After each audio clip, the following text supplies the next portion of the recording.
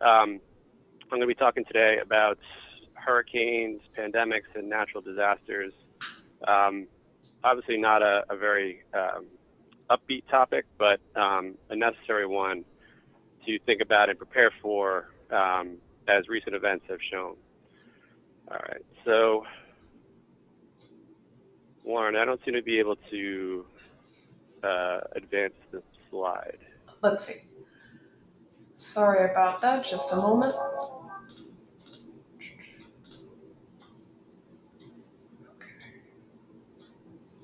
Patrick, are you able to now? No, I'm trying to go to the overview slide. So it's the fourth one, I think.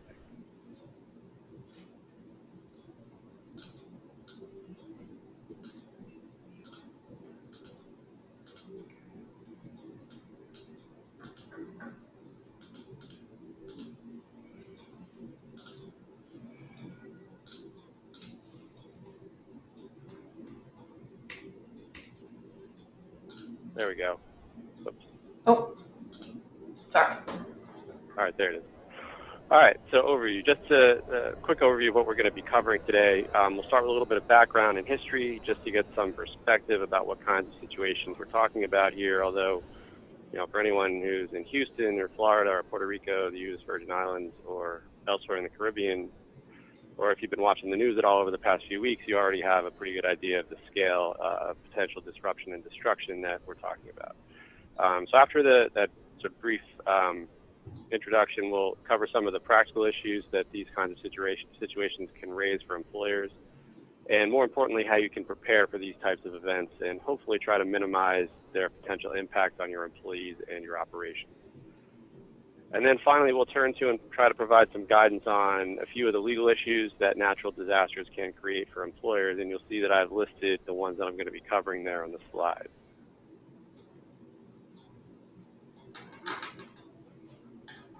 All right, so introduction and history. I think we're all generally familiar at this point with the kind of devastation that hurricanes and other kinds of natural disasters can cause. I've listed some of the major and relatively recent hurricanes on the slide, but there are obviously other hurricanes and other types of natural disasters, including earthquakes like the one that hit Mexico City last month, that can cause a tremendous amount of damage and, more to the point, raise the types of legal and practical issues that we're going to cover today. We've all been focusing on hurricanes during the last month or so for obvious reasons, but I'm old enough, and I'm sure some of you are too, that I can remember 2009 when the thing that everybody was concerned about wasn't so much hurricanes, although Katrina was relatively recent at that point, but rather the swine flu pandemic, actually. And so far we've been lucky enough, especially in this country and over the last few decades, to avoid any really large-scale disruptive pandemics on the scale of, say, Hurricane Katrina or the Spanish flu pandemic that hit in 1918, and that's referred to on the slide there. But, you know, researchers and experts in this field tell us that another major outbreak in the relatively near future is probably inevitable. And we've seen some hints or near misses on that in recent years with, for example, the Ebola virus outbreaks in Africa that have caused so much harm, but fortunately appear, to this point at least, to have been more or less contained.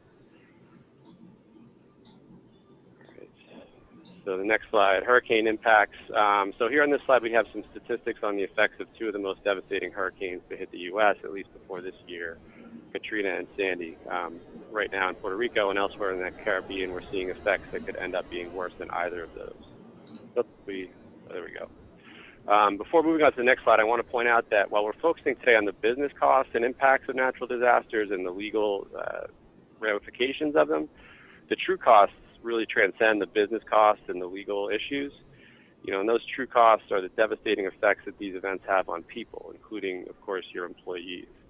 And they cause your employees to suffer injuries, deaths, significant property damage that can have a lasting and really profound impact on their personal lives. So as employers, we need to keep that in mind and to remember that our employees may need support in many potentially unforeseen ways in a crisis. Employers need to be able to adapt to those needs to the extent that they can, and the best course of action generally is to be as supportive, reasonable, and understanding as you can be with your workforce.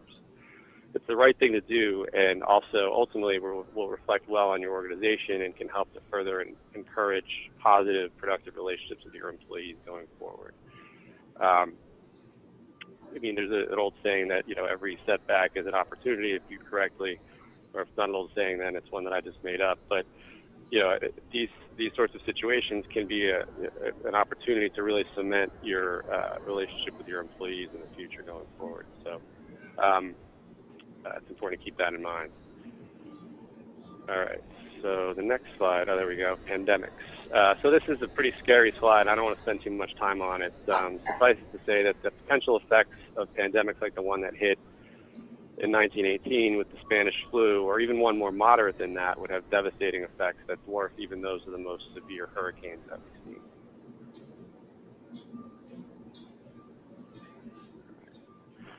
Okay, so we've been talking about some of the types of risks that natural disasters pose, and it's important as an initial matter when you're trying to prepare and create your disaster response plan for your business to consider in as deliberate and concrete a way as possible what risks to your business are posed by the different types of events that we've been talking about. So, for example, flood or wind damage to your facilities, contamination of your products, illnesses or injuries suffered by your employees, power interruptions, communications disruptions, transportation difficulties. These are all risks that different types of disasters can impose on your business, and there are others, some of which may be particular to your business or the type of disaster you may be dealing with. So it's important to think about in advance and to assess what those risks are so that you can plan for them. And I provided in this slide a list of websites that you can use as a resource to help you get started and think about and assess those risks. There's also, towards the right side of the slide, a picture of FEMA's opening webpage on hazard identification and risk assessment, which is a really good resource for this type of thing. All right, keys to an effective disaster plan. So the next step after you've identified and assessed the risks is to prepare a disaster plan. And to do that, obviously, you've got to take a look at how your business functions with regard both to its internal operations and also to how it relates to its customers and suppliers and others outside the business. Some of the things you'll need to consider there are what it is that you absolutely need to run your business in terms of staffing, materials, equipment, communications, things like that. You also need to identify and organize the group of individuals who are going to be in charge of managing the company's efforts to recover from the disaster. So in picking individuals for that team, you'll obviously want to include people with particular expertise in the areas that are going to be crucial to getting your business up and running again. So including, for example, perhaps a high-level IT person, since in this day and age, getting your IT systems going again is likely to be crucial to getting your business going again. You'll also want to try, to the extent that you can, to draw people for the disaster recovery team from all levels of the company, both because you'll probably need to do that in order to get the expertise that you need, but also to ensure that all the operational aspects of your business are covered. And in order to avoid having the disaster recovery efforts perceived by your employees as sort of a top-down, elite-driven enterprise, you want to have buy-in from the whole company. Each member of the team should be provided with a detailed list of what their duties and responsibilities are, both in preparing for the disaster and in the event that one occurs. And then, of course, the whole team will need to prepare and distribute to the company's employees an emergency plan for dealing with the effects of a disaster on the business, including procedures, policies, contact information for team members, and their respective responsibilities. Next slide. Emergency planning. So maybe the most important thing that you'll need to plan for in the event that a natural disaster occurs is, how are you going to communicate with your employees? And that could be a huge challenge depending on what the disaster is and how it affects people.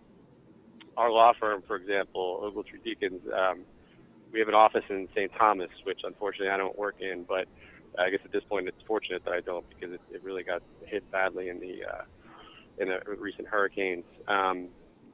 The hurricanes there knocked out cell service and landlines for a period of time, which made it very difficult to communicate with the employees of that office both during and after the hurricanes. And though the hurricanes have passed, even now it's difficult to communicate with them since cell service is down on most of the island. So you'll need to think about that and try to establish in advance systems for communicating with employees. And I've listed some different ways of doing that on the slide. It's also important, of course, to compile in advance accurate and complete contact information for your employees, as well as for your vendors, your customers, infrastructure providers, and also emergency first responders. And to make sure that you keep the list updated and that the list is kept in a place where you can access it in the event of an emergency. I know one thing that happened with our firm recently in connection with the disasters down in the Caribbean is that, there were lists of contact information for employees, but they were kept in a space that was not accessible. It turned out not to be accessible in the event of the hurricane, which caused all sorts of problems in trying to contact those folks. So you need to try to anticipate that and make sure that you're going to be able to access to the extent you can, because sometimes things are unforeseen, but make sure to the extent you can that you'll be able to access that list. You'll need to identify the particular employees who are most critical for ensuring that your business can continue to operate or for getting the business up and running if it's been knocked offline. And then make sure that you communicate with those employees in advance of and during an emergency so that they know what's expected of them. And of course, you'll need to plan ahead the best you can, again, to ensure that those employees have access to the infrastructure they'll need in order to do what you need them to do. If you're able to, and this may not be feasible for many businesses, but if you can, it may make sense to designate in advance a company facility or facilities that maybe is in a more protected location than some of your other facilities, and that can be used in the event of an emergency. So, for example, if you have facilities in Houston that are vulnerable to hurricanes and flooding, if you can have an alternate facility, perhaps in Denver or somewhere else that's more inland, where you could transfer operations in the event of a disaster, that's a useful thing to plan for and do.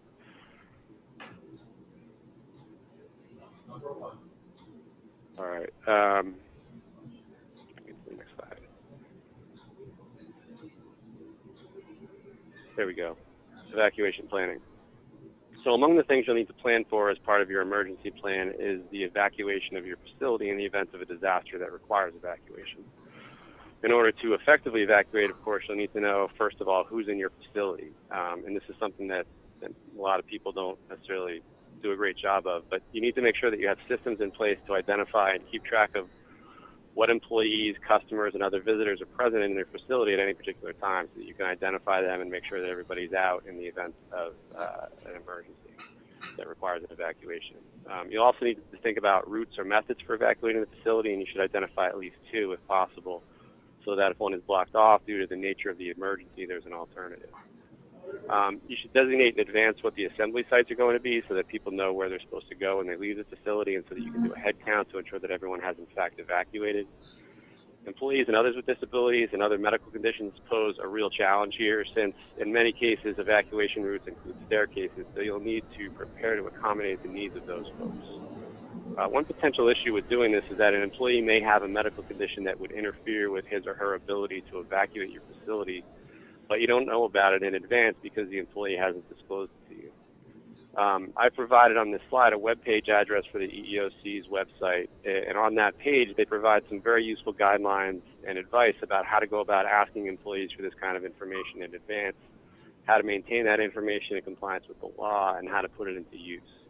So I'd really recommend that as you're putting together your plan or as your team is putting together your plan, you take a look at that page for guidance on the issue.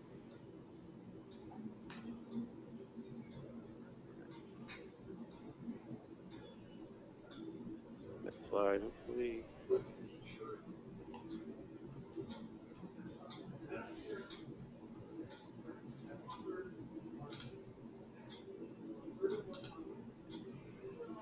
Sorry about that. Oh, there we go.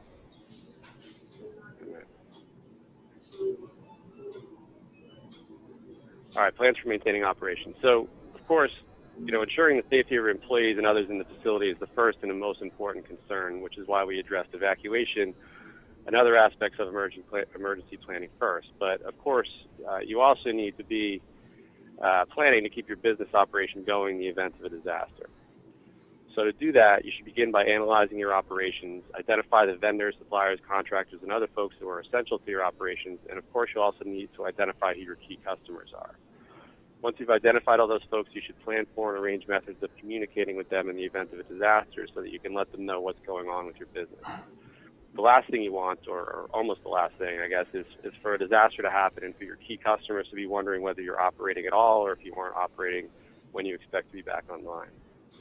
It also makes sense to identify alternative vendors, contractors, suppliers, and other folks that you can go to in the event that the people you normally go to for those services are unable to provide them. And of course, you should identify sources of replacement workers in the event that yours aren't able to work for an extended period of time. And you might be able to get them from other facilities in other parts of the country or from a temporary worker agency, something like that. Some of your employees may be able to perform their jobs at home, if not in the facility. And to the extent that that's the case, you'll need to make sure that they have the equipment and infrastructure in place at their homes that will allow them to work there if necessary. We talked about identifying critical employees before, but in connection with identifying those employees, you should also give some thought in advance to who else within your organization might be able to step in and perform those employees' roles in the event that they're unable to work due to a disaster. So identifying those, and I've referred to them on this slide as understudies, identifying those folks should be part of your disaster recovery planning as well.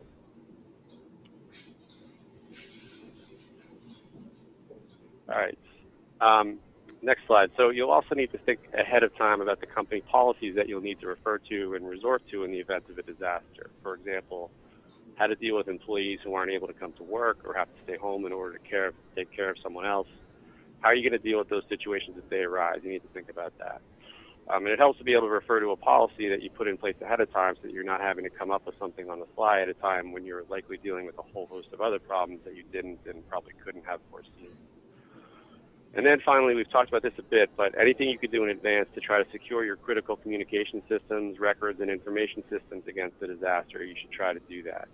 So for example, if your facility is located in a flood zone and you keep your computer servers and company records in the basement of that facility, you might want to think about moving them somewhere else that's more secure. All right, employee training and testing. Now, all this planning that we've been talking about won't be nearly as effective when a disaster does strike if you haven't communicated the plan to your employees, trained them on it, and tested the procedures that you've come up with, including in particular the evacuation procedures that we talked about before. So once you have your plan, you need to make sure that you communicate it to your employees and let each of them know what they're supposed to do and what their responsibilities are in case of an emergency. You also need to make sure that they're aware of and have access to the relevant company policies, benefits information, and communications protocols, and then to what the processes are for reporting their whereabouts, status, and their availability in the event of a disaster. Evacuation drills and other exercises are needed too in order to test how effective your procedures are.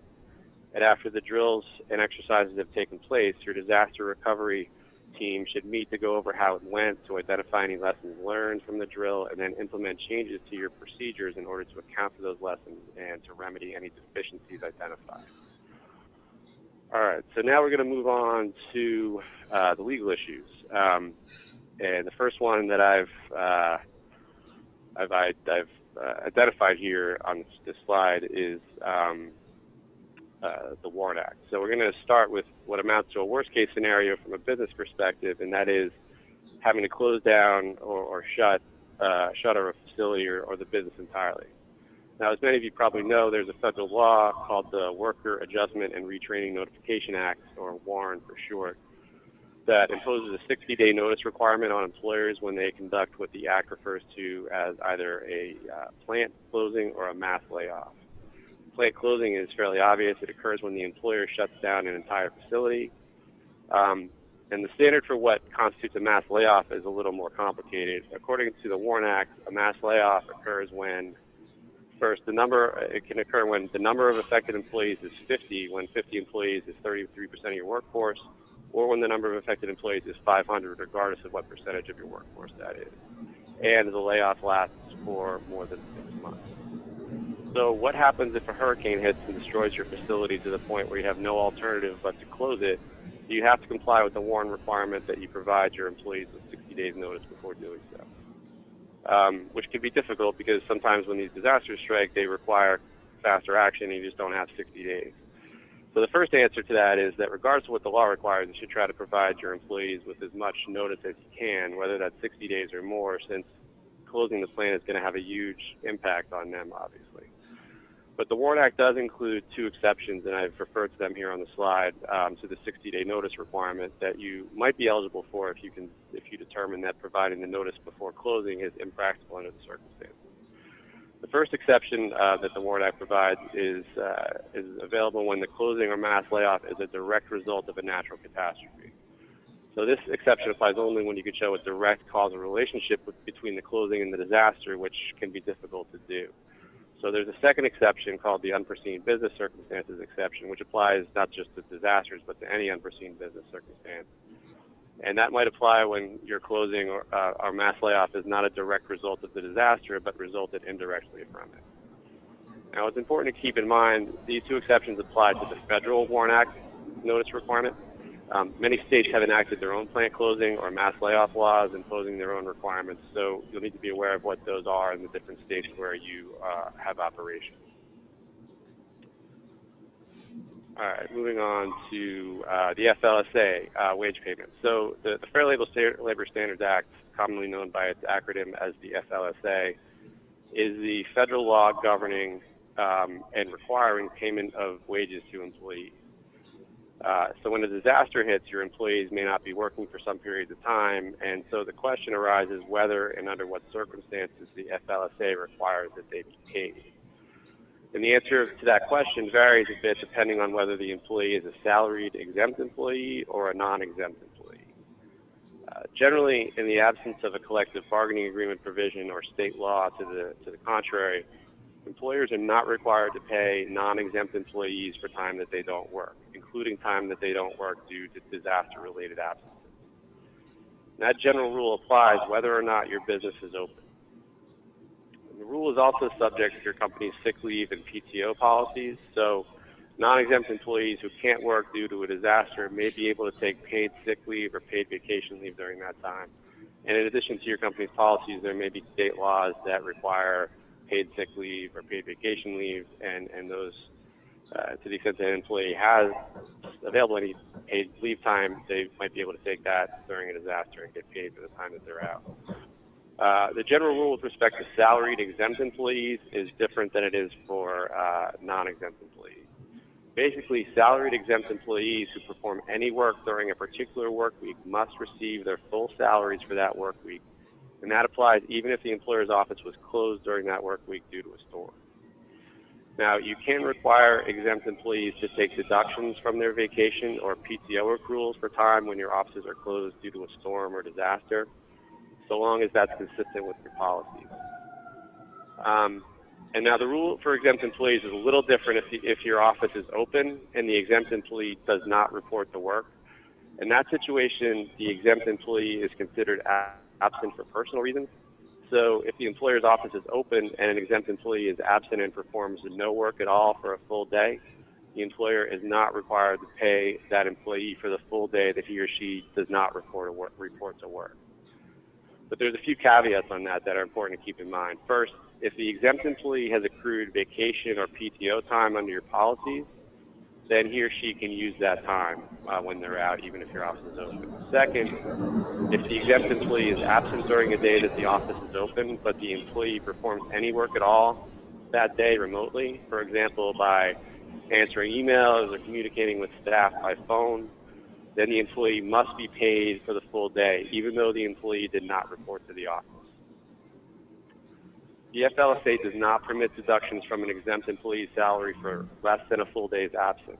So if an exempt employee is absent for 1.5 days due to a storm or disaster or other personal reason, and he or she performs no work at all during that time, the employer may deduct from his or her salary only for the one full day absence, and you're required to pay the exempt employee a full day's pay for the partial day that he or she worked.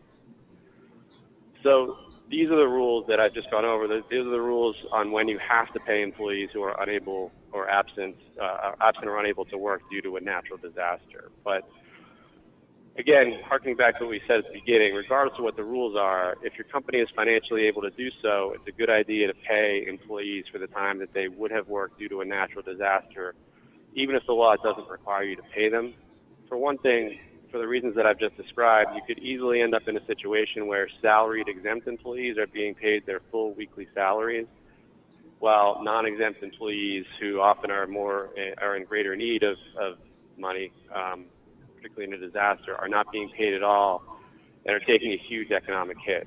So to lessen the blow and to be more equitable, employers with the financial ability to do so may want to pay their non-exempt employees for the hours they would have worked if the disaster had not hit. Second, these are your employees, the lifeblood of your business, so it makes sense for many reasons, both practical and personal, to do what you can as an employer to help them recover, to rebuild their lives, and also, less importantly, but importantly nonetheless, to return to work. All right, absence from work. So obviously, in the case of a disaster, it's likely that an employee may be absent from work for a variety of reasons. And as most of you probably know, there are two major federal laws that apply to absences from work. Family and Medical Leave Act, known as the FMLA, and the Uniformed Services Employment and Reemployment Rights Act of 1994, known as USERRA, which I'll deal with on the next slide. But turning to the FMLA first, the FMLA requires employers to provide up to 12 weeks of unpaid job-protected leave to qualifying employees when they have to be out due to a serious health condition or in order to care for a spouse, parent, or child who is suffering from a serious health condition. The FMLA obviously continues to apply in the event of a natural disaster, and there's no exception for disasters, obviously. And it's very possible that in the event of such a disaster, one or more of your employees is going to develop a serious health condition, or is going to have a spouse, a parent, or a child who's developed a serious health condition, in which case the employee may need to take FMLA leave. After 12 weeks, of course, the job protected leave requirement ends, and an employee who has or is caring for someone with a serious health condition can be let go. But that's subject, obviously, in all ways, to the employer's obligations under the ADA, the Americans with Disabilities Act. But again, as with the other legal requirements that we've been discussing, there's a difference between what the law allows and what makes sense and what's right to do in the case of a natural disaster. So, to the extent that an employer can provide additional job-protected leave to employees who need it beyond what the law requires, they should consider doing that, especially in the event of a natural disaster where lots of people's lives are being affected. One more thing to keep in mind about the FMLA is that it is legal to place an employee on involuntary FMLA leave. And that might be necessary in the case of a pandemic where if you know or you have information that allows you to determine that an employee has contracted a highly contagious illness, but that employee has not asked for leave under the FMLA, you can still place the employee on leave involuntarily. If that situation does arise, it's a good idea to consult with your attorney who's an expert in the FMLA to sort of walk you through that, since it can be a little bit tricky. All right, so here's the USERRA slide. USERRA is a somewhat lesser known statute than the FMLA, but it also continues to apply in the event of a natural disaster and provides job protection to uniformed employees based on their participation in disaster recovery efforts. This protection includes or extends to members of the National Guard who may be called up for duty in the event of a disaster, as well as non-military personnel, including people who are members of response teams organized under the National Disaster Medical System, the NDMS. All right, workplace safety, obviously a huge concern and a huge issue for many employers in the event of a natural disaster if you're having employees to work in a potentially unsafe facility. OSHA is the federal law that sets standards for workplace safety, and it obviously comes into play in the event of a natural disaster. When your facility may be damaged, or depending on your business, your employees may need to work in areas that are affected by the disaster and potentially are unsafe. So under OSHA's general duty clause, which applies all the time, but including in the case of a disaster, employers are required to provide their employees with a place to work that is, quote, free from recognized hazards, unquote, that cause serious injury or death. That obligation requires a two-step analysis. First, is there a recognized hazard in place? And second, if there is a recognized hazard, is there a feasible way to abate the hazard? So in the event of a natural disaster, a number of potential hazards may be present in the workplace, and I've listed some of them on the slide. Some of them are obvious, of course, but others like noise are less obvious but still need to be taken into account.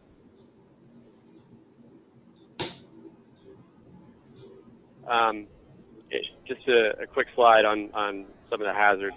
In the aftermath of Hurricane Katrina, OSHA identified a number of hazards in the areas where the hurricane hit that were at levels above the OSHA PEL. PEL stands for Permissible Exposure Limit for the particular hazard as established by the agency.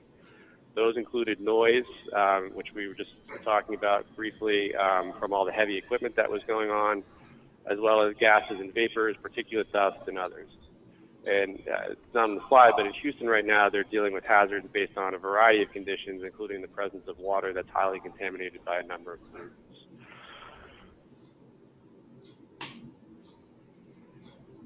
So your obligation as an employer,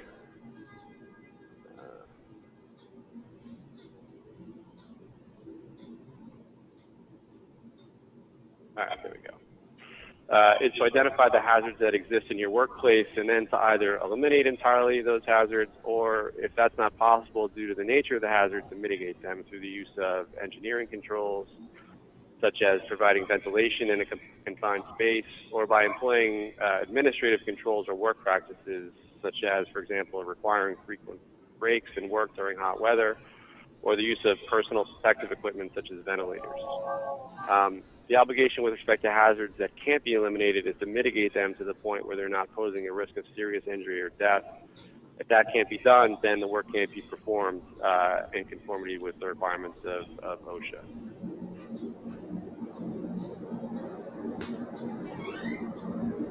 Then finally, I want to take a quick look at refusals to work. OSHA permits an employee to refuse to work or perform a task asked of him or her by the employer if doing so would require the employee to expose him or herself to a dangerous condition. In other words, a condition that causes the employee to have a good faith apprehension of death or injury. In those situations, the employee can refuse to work or to perform the task asked of him or her, and that employee can't be fired or disciplined for that refusal. And I've included on that slide the standard for determining when an employee has a reasonable apprehension of death and injury. All right, next slide, traditional labor. All right, so the NLRA, which is short for National Labor Relations Act, provides protections to certain non-supervisory employees. Those protections obviously arise in a variety of contexts, but I wanted to mention it here specifically because if a group of employees refuses to work due to concerns about health or safety, that refusal may be protected under OSHA, as we were just talking about, but if it's done by a group of employees, it may be protected by the NLRA, even if the employer's workplace is not unionized. And that's because the NLRA protects certain concerted activities by non-supervisory employees, regardless of whether the employees work for a unionized employer. So if a group of employees acting together or one employee acting for or on behalf of others who has discussed the matter with fellow workers or who is acting to initiate action by a group of employees, if that group of employees or single employee refuses to work due to concerns about safety or advises others in the group not to work, that may be protected concerted activity under the NLRA, and the employees would not be able to be disciplined for it.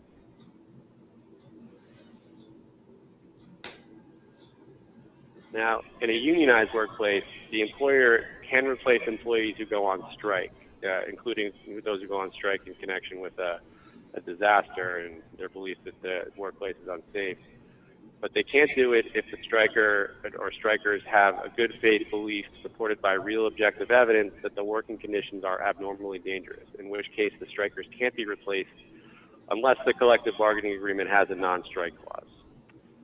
And that last point raises another important consideration for unionized employers. If you have a collective bargaining agreement with a union, you need to take a look at what bargaining obligations you may have concerning the terms of your disaster plan, or concerning the steps and measures that you take to deal with the disaster, since the CBA may require you to bargain concerning those steps, and it may impose other limitations on what you can, as the employer, on what you can do to address an emergency or a disaster.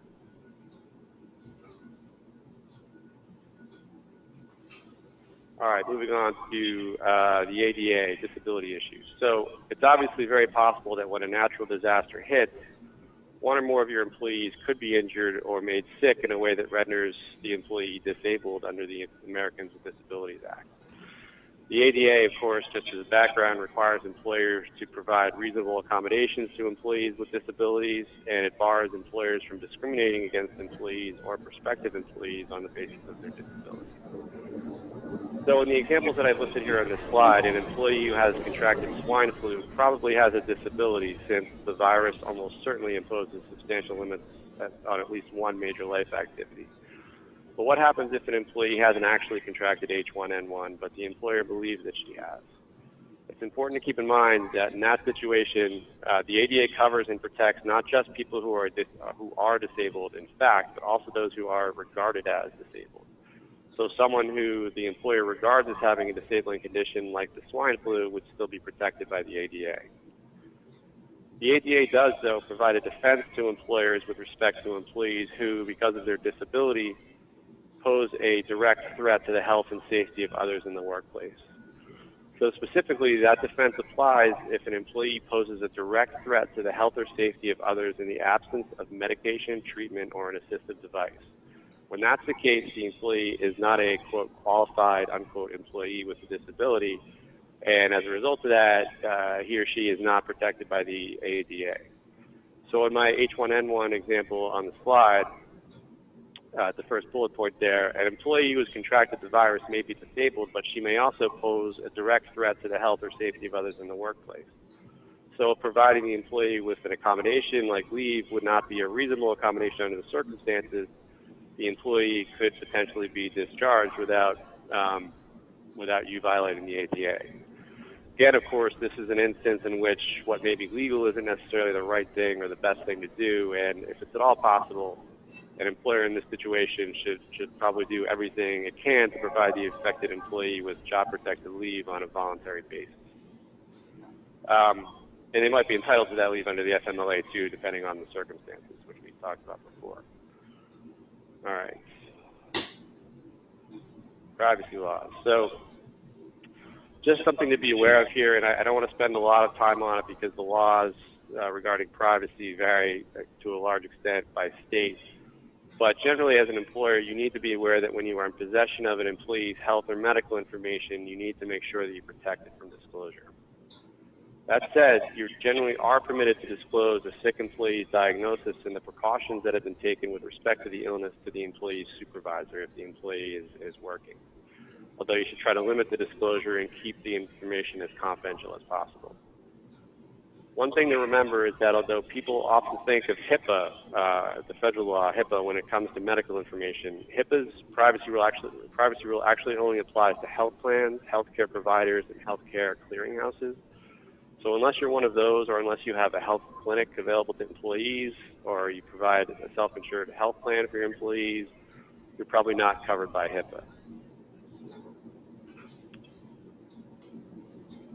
All right, so I think the last topic that I wanted to cover is benefits and assistance payments to affected employees. So this has to do with some of the ways that you as an employer can provide financial and other kinds of assistance to your employees in the event of a disaster, assuming and hoping, of course, that you're in a position to do so. Before I get into that, I just want to say that before you actually go about setting up any of these types of systems or programs, or even determining whether you should do so, you really need to consult with an attorney who specializes in benefits and tax law, because the requirements for these programs are really pretty complicated, and the implications, if you do it wrong, can be very bad from a tax perspective, both for you, for your employees, and for donors and recipients of donations. So you really need to make sure you do this right. So with that caveat, the first and maybe most popular way of structuring relief payments to employees during a disaster is the QDRP, QDRP, which is short for, or an acronym for, Qualified Disaster Relief Payment. As a general rule under the tax laws, a payment made by an employer to an employee cannot be considered a gift. So if you give money to your employees, even if you're doing it as a charitable thing just to be nice or to help them out in a disaster, that's considered income, and it's got to be reported as such by you, and it's got to be reported as such by the employee. It's considered wages, so it's subject to taxes. But Section 139 of the IRS Code provides that for payments made to an employee for the employee's reasonable and necessary expenses that arose in connection with a qualified disaster, then the payment is treated for tax purposes essentially as a gift, which is obviously more favorable than wages. The disaster needs to be, quote-unquote, qualified in order for the QDRP rules to apply, and a disaster is qualified when the President of the United States designates it as a disaster. All right, next slide. All right, direct donation campaigns. Direct donation campaigns through third-party crowdfunding operations like GoFundMe, which you probably heard about, are a very popular and relatively quick way of collecting and distributing employee contributions to those affected by a disaster. and to make them yourself as the employer. It can get complicated from a tax perspective, though, especially when set up by an employer for the benefit of its employees. And you should definitely consult, again, with an attorney and a financial advisor before setting up one of these crowdfunding campaigns. Another thing to think about if you use a crowdfunding website is that while they're great in many, many ways, some of them have substantial administrative fees that can really reduce the amount available to distribute to people in need. And for that reason, and because donations generally can't be made on a tax-deductible basis when they're made to a crowdfunding site, crowdfunding may not be the best approach, although it's probably the most convenient. Another approach that I've addressed on the slide here would be for the employer to set up its own charitable organization by establishing a 501c3 employee relief fund. 501c3 obviously refers to the section of the tax code that provides for these types of funds. Again, you'd want to consult a tax attorney in setting this up, but generally doing it this way results in the best tax treatment for donors, for those who receive assistance, and for the employer. That said, although they are optimal in a lot of ways, they take time and money to set up, and they need to be set up in a way that complies with corporate formalities. The fund is essentially a legal entity that has to comply with specific rules under the tax code. It's a big and potentially expensive undertaking, but it may be worthwhile to do depending on your ability to take on that expense and how much time you have to set it up.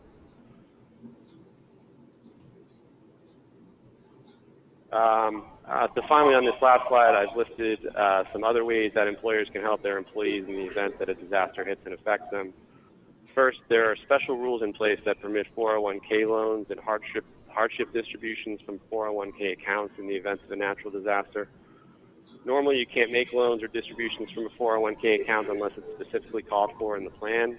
But under these special rules, you can make loans and distributions provided that you make a formal plan amendment before the end of the following year that provides for the loan or distribution. You'll need to take a look at the specific rules applicable to the natural disaster in question for more specifics on how to do that and what's allowed.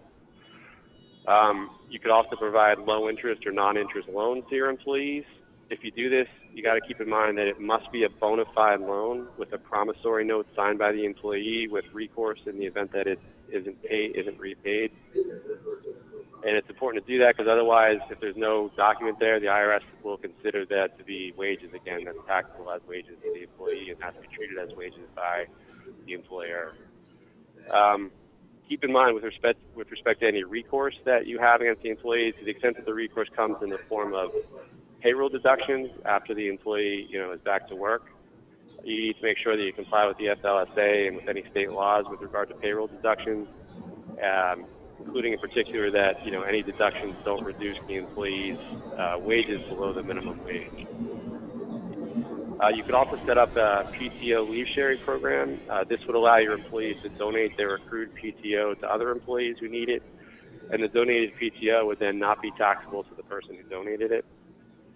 Finally, I've listed at the end here PTO donation programs. If you set one of these up, your employees can donate their unused leave time, and then you as the employer can then contribute the money that those employees would have been paid for that leave time to a qualified 501c3 organization.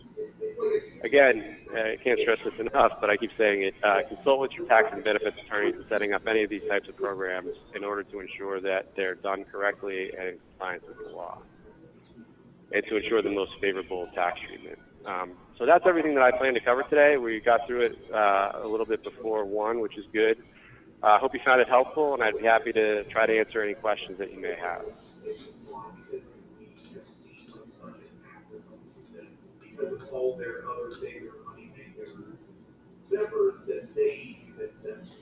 Okay, if you have any questions, feel free to insert them into the webinar, the